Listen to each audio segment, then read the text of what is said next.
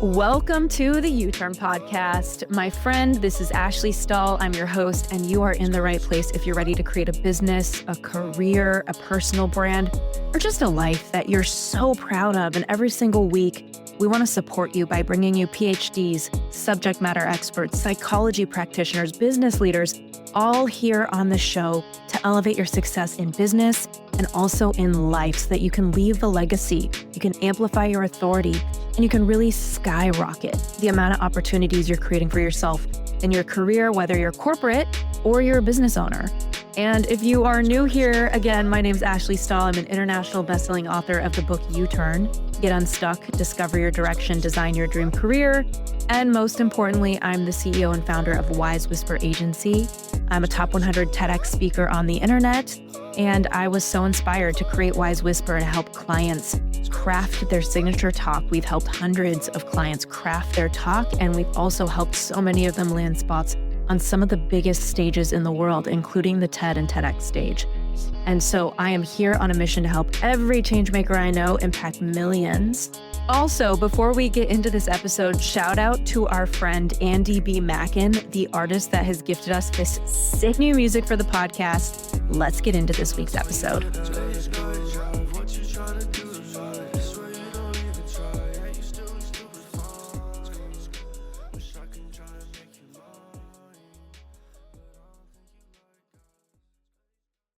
All right, U-Turn friends, I have someone on the show that has been in my orbit forever, and there's been so many versions of me over the past 10, 15 years, and every now and again, I hear about Yanik Silver and the groups he's creating, the people he's bringing together, and for that reason, he's been called a cosmic catalyst, feels right, also a maverick mischief maker, and a galactic goofball. And he redefines how business is played in the 21st century at the intersection of more profits, more fun, and more impact. And I think we all really are craving that. He's the creator of the Cosmic Journal, author of Evolved Enterprise, and founder of the Maverick 1000, which is a global network of top entrepreneurs and visionary entrepreneurs making a serious difference in the world without taking themselves too seriously. I know all of you are aware of how much my team is constantly crafting talks for change makers, getting them booked on all these stages. And you know how close it is to my heart to put a light on people who put lights on people. And I think that's what Yannick is really about. He also dresses up. We can, it's not unusual to find him dressed up as a lemur or a showgirl or even a matching mermaid tails with Sir Richard Branson. He likes to have fun. And today I want to talk about, he has this concept called answering your cosmic alarm clock. I want to talk about what that really is, how to really have mission, how to really have vision for your career, and I don't know, just like dismantle these parts of us that we think we have to give up ourselves to have a career or a business that we like and that we feel good about. So, Yannick, thank you so much for coming onto the show. Thanks, Ashley. Yeah, I appreciate that. So I want to hear about the different versions of you over the last 10, 15 years. I'm Oh curious. my gosh. Well, I mean, when I started in digital marketing, it was like 2013 and there were like no career coaches. And I Mhm. ended up starting a career coaching business and webinars were like just beginning. Facebook ads hadn't even begun. And I scaled a webinar after failing at it for like 2 years and being in all this debt. I ended up making like $6, $7 million in 3 months on it. And that's how Oh, I met wow. Denise, I think is who my lawyer who Yeah. Yeah. I love knew of Denise. you. Yeah, she was my attorney at the time, but I didn't know how to manage cash flow and the whole business went under because I didn't even know what I was doing. It was like a funnel explosion of money. And then I got all these employees and I just literally didn't know how to run a business. So I ran it into the ground and then ended up with debt, paid it off, and got back to coaching and helped other people with their businesses a lot. Like I was like, okay, don't count on me for cash flow advice, but I can give you all the marketing funnels. And then I started my company now, Wise Whisper, which, we craft and book speeches. It's like a speaking agency. A lot of people ask us for TEDx, but we do a lot. And this has been the coolest thing I've done because it's really my gift and I can feel it and see it on the page. Mm. The writers that come through are writers that wrote TV shows I grew up watching. Like one of them wrote White Lotus partially, was Oh, involved. really? Yeah, it's like the caliber of writers coming in, like the kind of talks coming through are really special. So I feel like I finally found my stride and I just turned 38. I feel like it took me this long. And I'm sure I will be humbled because as soon as you're not, you will be humbled. But Yeah, for sure. And but I mean, you're really picking at some pieces here that some threads I think I want to pull. Like you mentioned, yeah, the cosmic alarm clock and your gift, and I think you said that we can. Oh wait, can you let me share screen? yeah. Let's see. I want to show a picture or two. Let me So see if I I can. think in pictures. Host tools, share screen. There you go. All right, cool. All right, so this can be kind of a fractal that we can talk about a little bit. So if you can see in the center here is your true gift. So, I have this mission of my vision is 1,000 suns lighting 1,000 suns, and really this fractal is planting seeds, lighting suns, and then playing with the infinite blooms that come out of it. Mhm. And so, but it starts with you. It starts with that true gift. So it has to be your own inner sun being a lit fully. So, like you're saying, you're in your true gift right now. So when you can feel lit up fully, then when you're resourced, and then you're able to plant those seeds. And that's teaching, sharing, writing, could be licensing, could be media, art, even podcasting, like we're doing here, film content, obviously speaking. So those are like planting seeds. And Mhm. so each messenger that you're helping light up, they're probably already lit up in some way, but even more so, then they're planting their seeds on those stages that come from their true gift when they're fully lit up. And then lighting of the suns is could be mentoring or transformative work or communities or all sorts of things. Anyway, to multiply or empower others. And Yeah. then their sons, they actually nourish those seeds, and out come blooms. And the blooms are joint opportunities, projects, experiments, co-creation, so ways of playing together. So that's kind of the fractal. And then you can go into like a meta version of the fractal, which is 1,000 suns lighting 1,000 suns. And that's where it gets really, really exciting. And we'll talk about that too. Oh, it's interesting to see it like visually. It's funny, people who have been in this business long enough or in the work of helping people, especially with purpose, they always have bodies of thinking, and it's rare to find because not everybody spent this kind of time that you have. And it's always fun to kind of see what's going on, like it structurally with somebody in their mind of like, how does purpose work?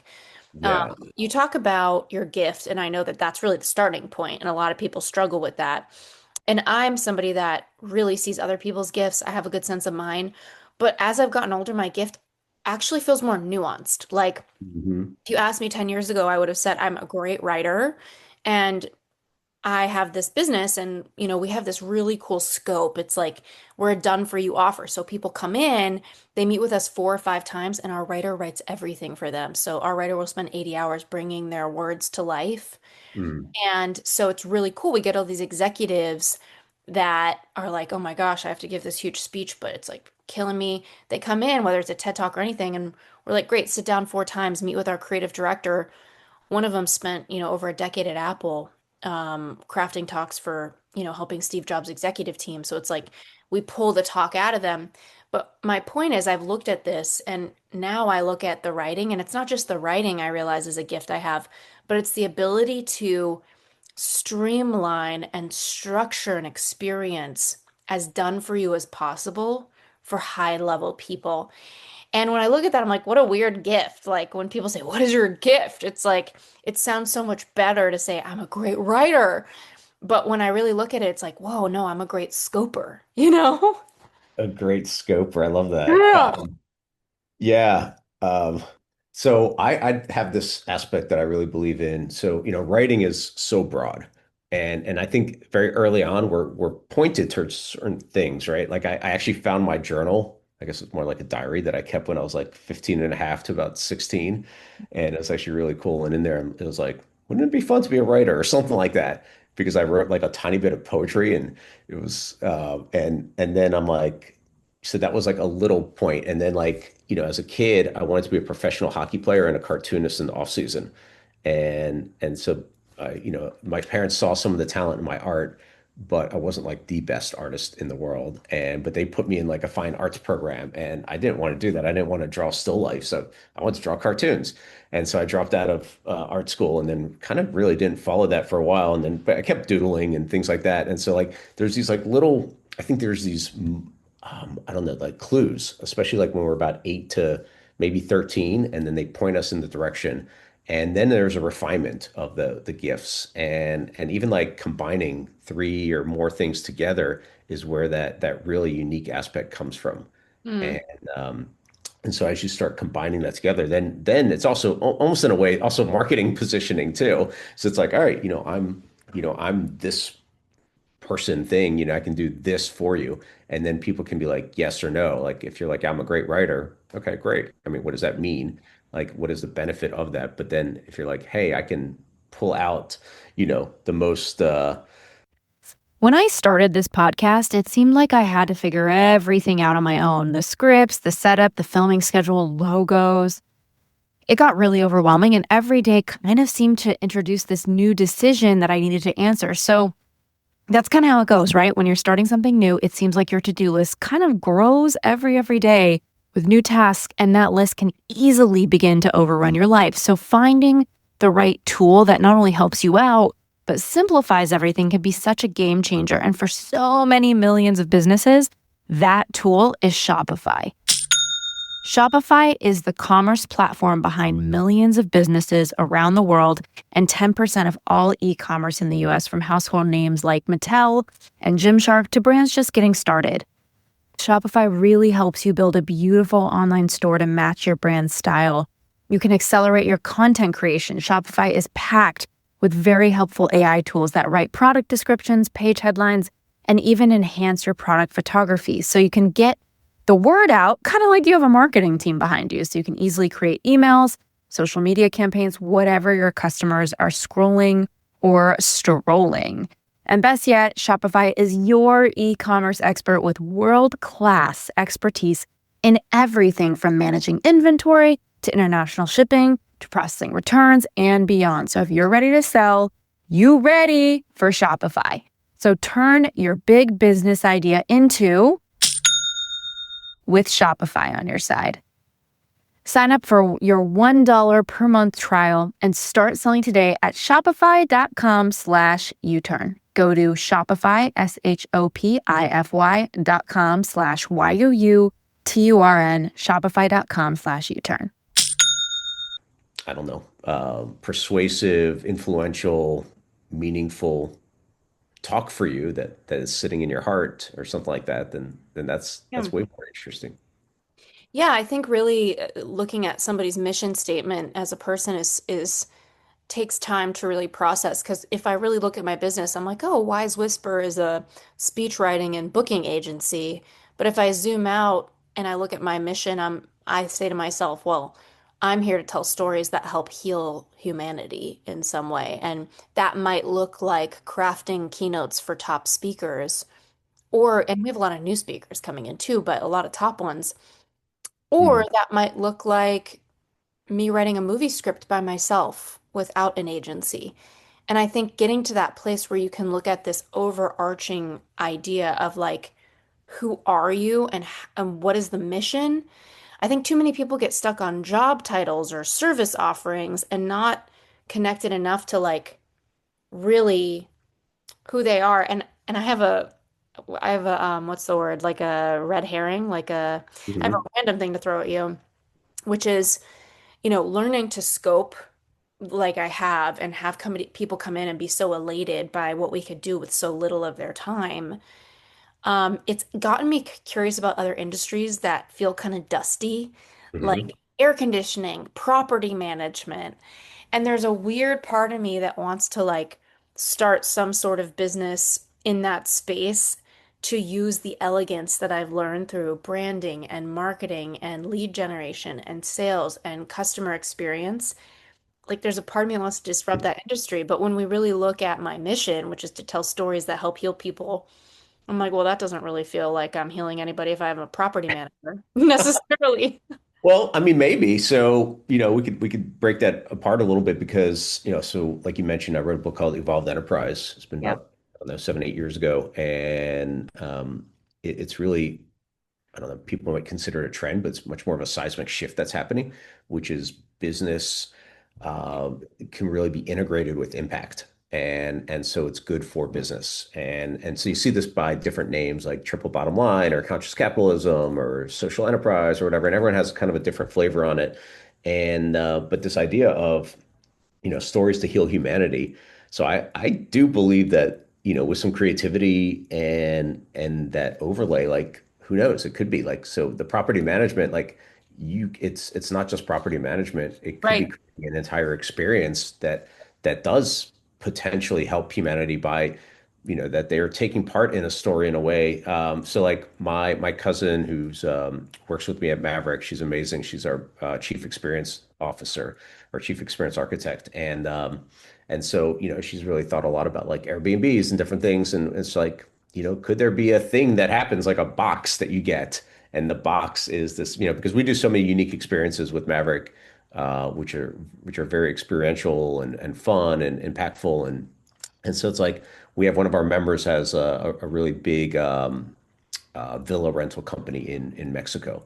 And she's been doing some of the stuff a little bit with some conversation back and forth with us, but mostly her own. And she does some incredible things where she'll like do beach cleanups for the people that come in there. And so they're individually renting the villas, but they can be invited to a group experience, which in a way is healing humanity in the, in that way that you're looking at it. So I think there are ways of overlaying it where and that's what everyone wants. They want a greater purpose to what they're doing anyway. We just think for some reason like business has to be over here and our impact has to be over here, and they don't have to meet. But really, if we can integrate it, like the old way was make a lot of money, spend the next half of your life giving it away in some way. Yeah. Now, to me, like we do a lot of work with young entrepreneurs. We have a group called Maverick Next. And what I love about it is they come in with that consciousness baked in and the impact baked into their business, and it's all integrated. So it's like one just serves the other. Mm. It's interesting you're talking about how things have changed because before I started Wise Whisper, I was basically a career coach for 12 years. And I started off with just job hunting because I was like 25 working in counterterrorism. I don't know if we've talked about these things, but I used to work in national security during Obama. And I left when I was like 25. And the only thing I was good at was job hunting. Like, I was just so good at it. So I started a career coaching business. All I offered was job hunting. All these millennials in the Hmm. recession, their parents are paying me to coach their kid on how to get a job because I had so many job offers. And then eventually it moved into clarity. And so for 10 years, because what does it look like? It looks like I helped all these people get job offers. And then they're like, wait a minute, I'm really good at getting things, but I don't Hmm. know who I am. Hmm. And I wasn't qualified to really help anybody with that for years, and then I finally was. And if there's anything I've learned, there's like weird niches and things out there that people would have never assumed that exists. There's so much nuance in the experience of having a career. And so many people limit themselves by attaching to what the limits of what they know Yeah. versus being aware of what they don't know. So how would you help somebody kind of get started? Because you talk about this shift from, how it used to be like make a lot of money and then give it away. Versus now the shift is you got to enjoy yourself and be who you are somewhat and use your career as some sort of vehicle for your own growth. And that seems to be the thinking we live in. How do people even begin? Because I imagine there's some people listening right now where they're like, you know what? I actually have no freaking clue what my gift is, and I'm in this job and it's not even fun, and I don't even know. So how Yeah. can we kind of ground those people into who they're really meant to be, especially if they have an inkling that they want to start a business?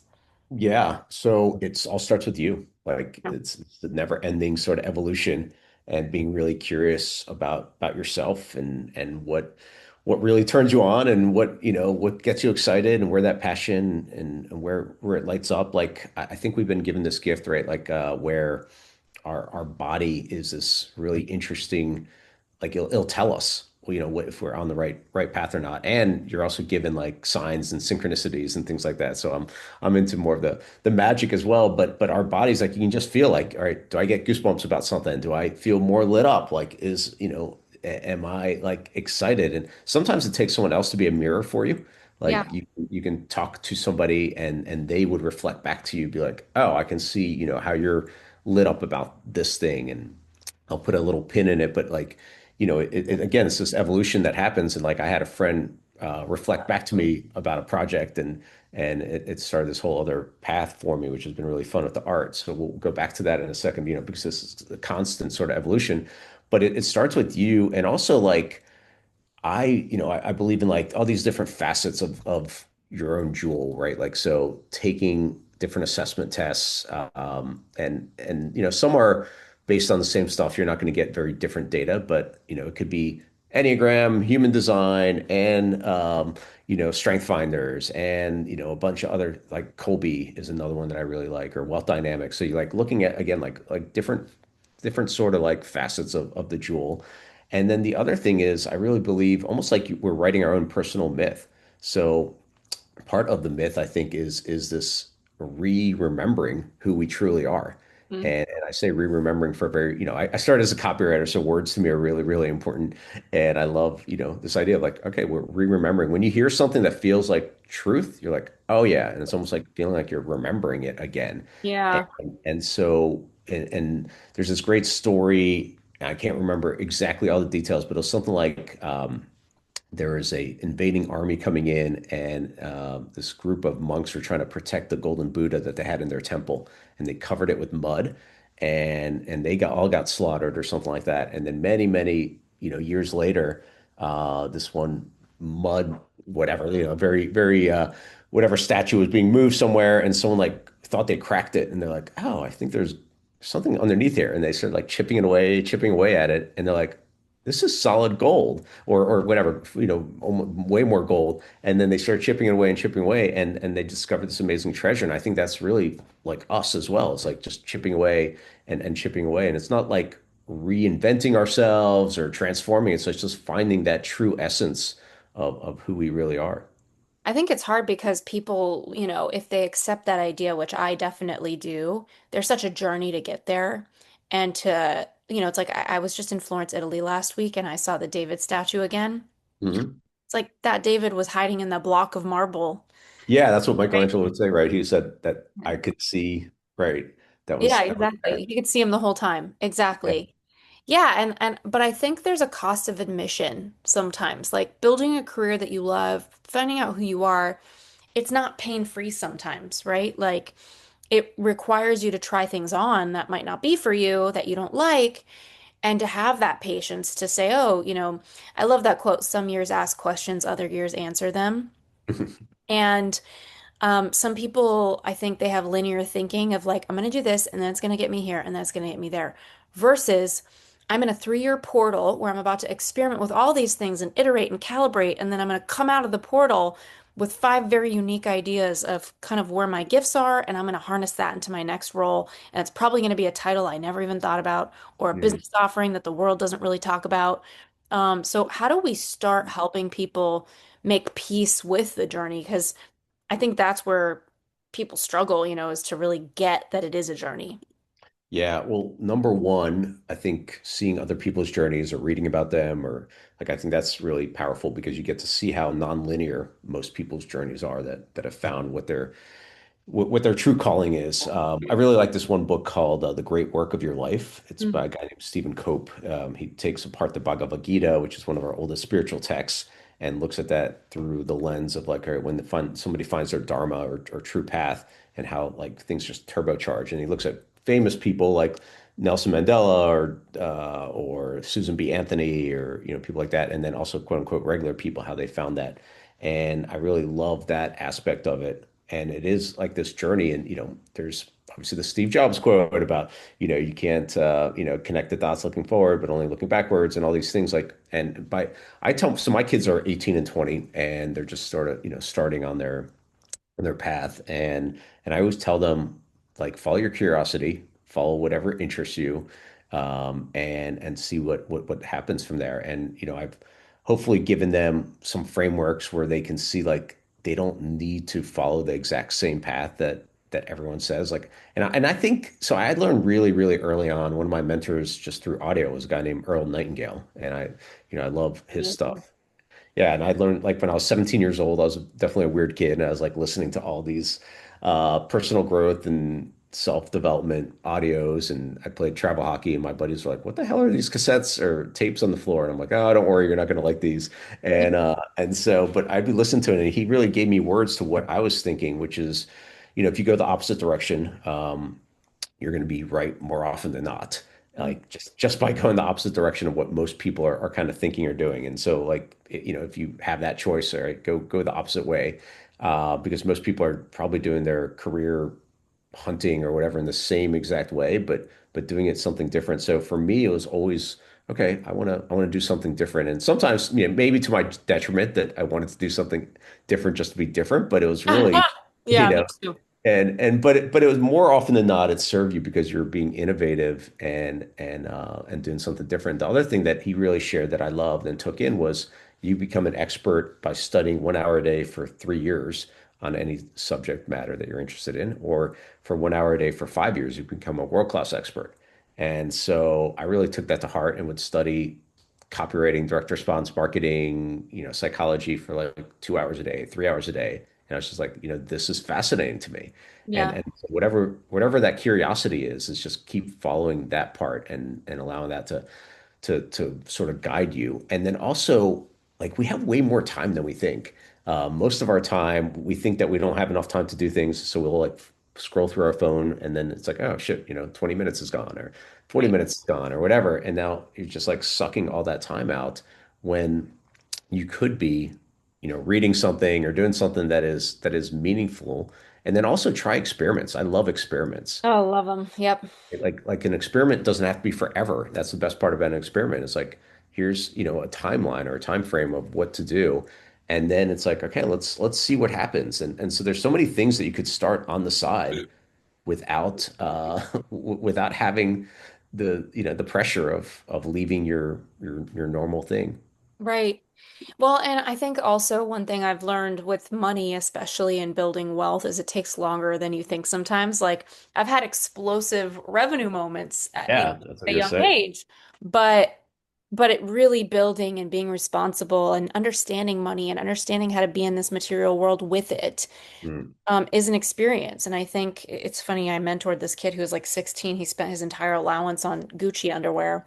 It's like we're just all learning. And so I guess when it comes to, um, I don't know, like someone who is exploring and experimenting, um, I know that not every person who likes art is meant to be an artist, right? Not every person who likes baked goods is meant to be a baker.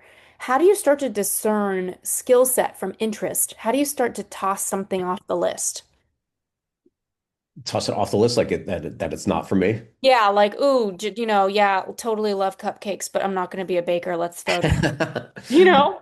I think there's certain ones that are easier than others, right? So, like I said, when I was young, I went to be a professional hockey player and then a cartoonist in the off season. So, pretty quickly, when I was about 15 or 16, I'm like, there's no way I'm going to be a professional hockey player. Like, I'm a good player. I ended up playing in college, but I was just not gonna make it to the NHL.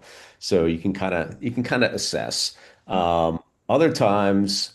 I don't know. It goes back to this whole idea of like the combinations, right? So I don't, I did a podcast with one of my friends. So you saw some of the art at the very beginning. So this is this Cosmic Journal, right? Like, so all Okay. different art. Mm. Every single day was a page. Oh, wow. And so one of my friends was interviewing me. She has a big podcast, and she's like, you're not the best artist in the world.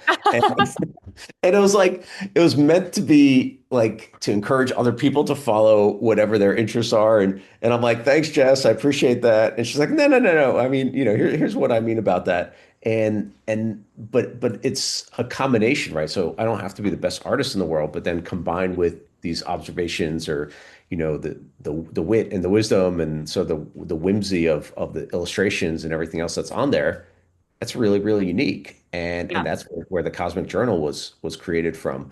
So I'm not as much, hey, checking off the thing and Xing it out like this is not my thing. Yeah. I, I just go back to like, how do we create something that is this unique combination of what do we really are interested in and that can be multiple things because I really see like right now these world bridges are really needed Yeah. and bridging different worlds together. Yeah. I could see that. And as far as bringing community together, I think community is one of the most powerful things you can get, especially if you're trying to find your next step or your purpose, because communities allow you to see people living different lives that you may have never thought about for yourself or using skills you might have. I think Mhm. conversations cause clarity, CCC, you know? So what wisdom would you have for somebody who wants to be in a community or maybe wants to create one? Like you are such an expert at creating them. Like how do you do that so intentionally? Yeah, so I think both, right? Like being in community, so you can kind of pick and choose, be like, oh, I really like the way they do this, or I don't like this part, and then it's like you sort of get to mix and match and create your own if you want. Like some people are more wired to do that, and it doesn't have to be a community of thousands and thousands of people. Like I really love this idea of like, okay, well, who like creating for you, right? Yeah. So what do you want? Like scratching your own itch, and that's where Maverick really came from about 18 years ago. So I was doing pretty well in the digital marketing space and was kind of everything that you'd imagine looking in was successful. And but when I really asked a really simple question, which is, am I happy? Would I be happy doing what I'm doing 10 years from now? The answer was no in my journal. And it was hard because I was like helping a lot of people. I Yeah. see people at seminars or whatever, and I might not even be speaking. They'd be like, "Oh my God, you changed my life. I sell guitar lessons online now because of you," or whatever, and I'm Mhm. financially free. And I'm like, that's amazing. But I just didn't feel like that was the ultimate for me. And so I'm like, oh, what do I want? I'm like, Right. I just want to hang out with my friends and have these amazing adventures, combine it with business, combine it with charity, and have some fun in the process. And that's where Maverick was born. So I really think like creating community of what would scratch your own itch is a big one.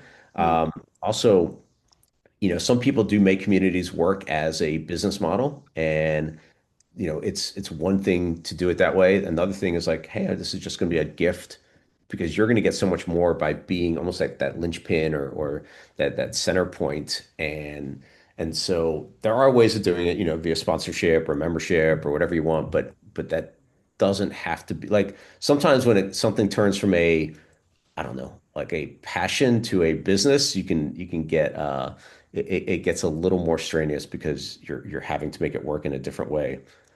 So some people do give the advice of like, keep things separate. I like integrating it. It just becomes a little more of a balancing act, Mhm. for sure. But this idea of like creating your own community. So I have in Evolved Enterprise, there's a whole chapter on community building.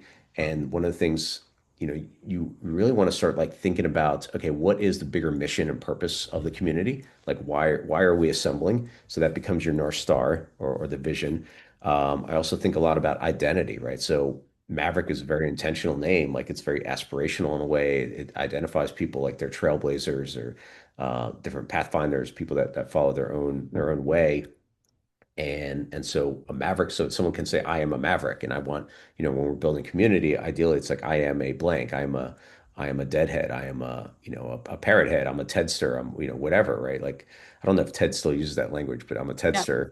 Mhm. So like that identification, and then there's a bunch of other things also that can come with building deep community. And so there's lots of sort of considerations about, okay, how easy or how hard is it to get in there? What are qualifications? Are they subjective or objective? Are they, what ways can we create our own rituals and creeds and things like that? So I'm a very inclusive, like that's one of my strength finders is inclusivity or includer. And I love bringing people together, and it's just natural for me. And then the side effects of that, the byproducts have just been immense because you're in the middle of all these incredible people. Mm. What if I not asked you about purpose or entrepreneurship that you think would be really important to know before we go? Yeah, let's take purpose for a second. So a lot of times when I'm working with entrepreneurs, it could be either retrofitting their existing business or it could be, they're starting with something new.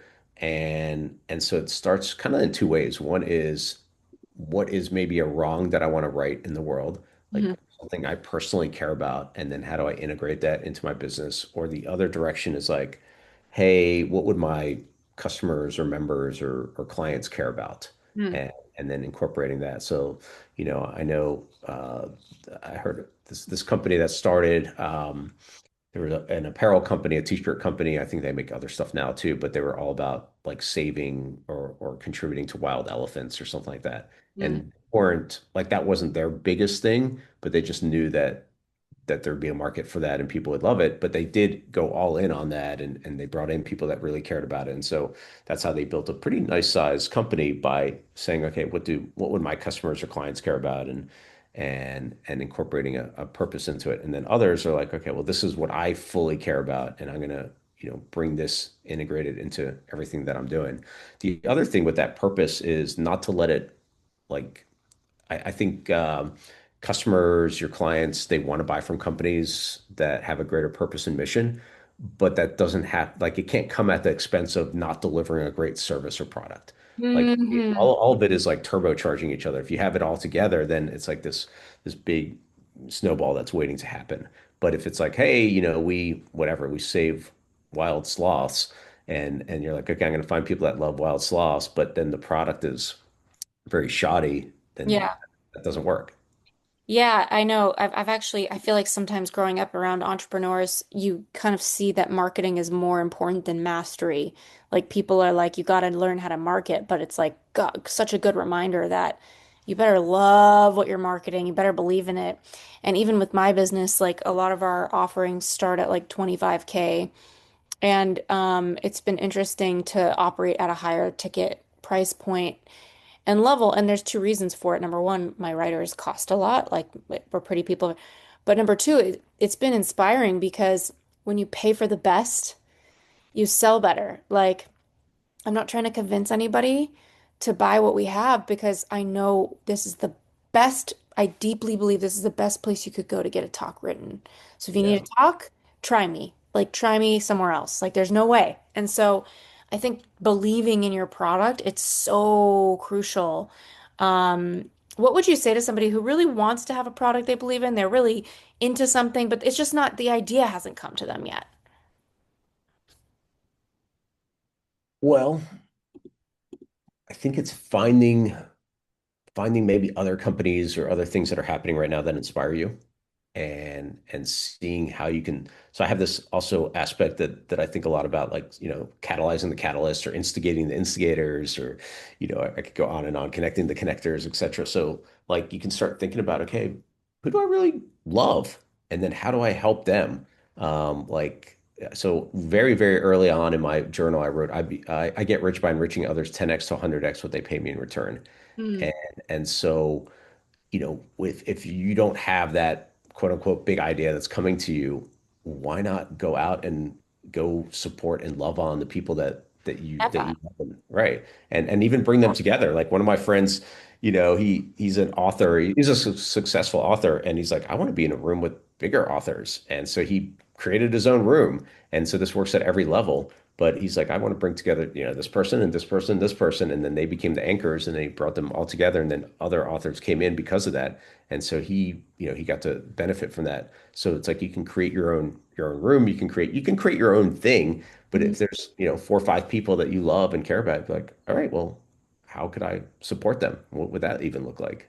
I love that idea because what you're basically saying is like if you don't have an idea, don't force an idea and go be with somebody whose idea inspires you because that inspirational energy is a certain frequency that's going to help you. But then Yeah. secondly, use all that creative energy that you have brewing in you to build a community because that community is something that you can build, you can create, and it doesn't have to be like a product or your big idea yet. So that's really awesome. Yanik, where can people keep learning from you? I know you have your book. Like, where's the best place to start? Well, I just started doing a daily newsletter, and this is the first time I've done this in forever, which is great. And it's a new drawing that comes out every day. So one of my friends is like, you can't hide behind the fact that they're just doodles. So I've been calling them more like alchemical art.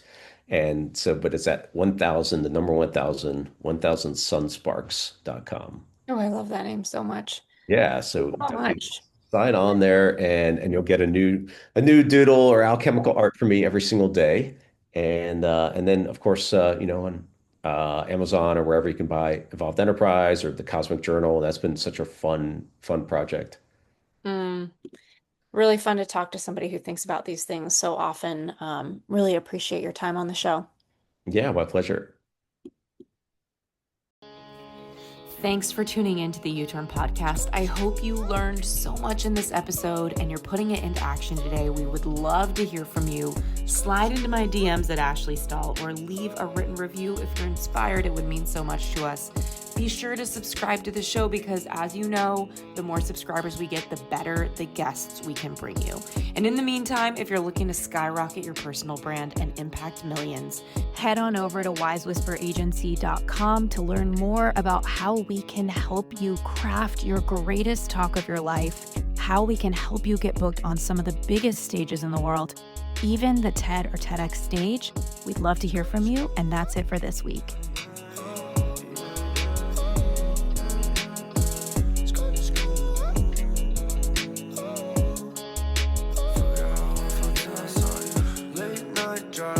Trying to do tonight, swear you don't even try, and you still stupid fine. Wish I can try to make you mine, but I don't think you like guys. You're the puzzle that I'm trying to solve. Always think you know it. I've been thinking about you up against that wall. It's too late, I fell on every fall. Holding ground, no heart. I'm holding ground, no.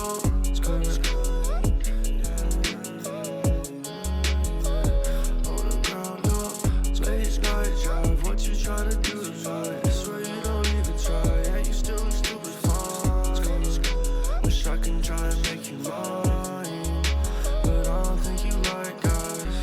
I don't think you like guys. I don't think I should try. I guess it's time to give up.